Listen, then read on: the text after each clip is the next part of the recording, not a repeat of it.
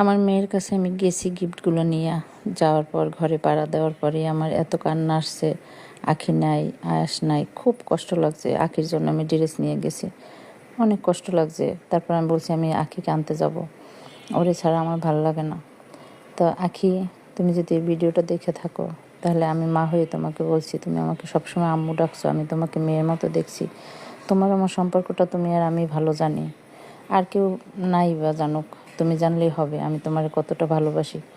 তুমি আরেকবার রাগ করে গেছো, আমি তোমাকে নিয়ে আসছি, তুমি আমার কথা মানছো। এইবারও আমি তোমাকে বলি তুমি আসো, তুমি যেভাবে বলবা সেভাবেই হবে। তুমি আসো মা, তুমি ফিরে আসো। তোমার কথা আমার অনেক মনে পড়ে, অনেক। তোমার সাথে আজকে কথা বলছি, আমি কথা বলে আমি অনেক শান্তি পেয়েছি। তুমি আসো মা, আমি চাই তুমি আসো, তুমি কষ্ট পাইও না।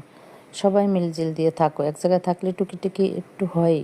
মা আমিও তো হয়, এই যে না হয় এমন কোনো জায়গা আছে, টুকিটাকি একটু হয়, একটু ম্যানেজ করে চলো। আয়েশ তো সবাইকে পাবে, আর তিশা আয়েশের জন্য অনেক কান্না করছে, তোমার কথাও মনে করে অনেক।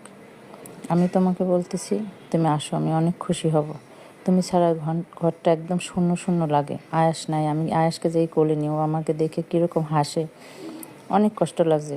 এতদিন আমি তোমার ফোনের অপেক্ষায় ছিলাম, তুমি আমাকে এবার ফোন দাও না, এবার বলো।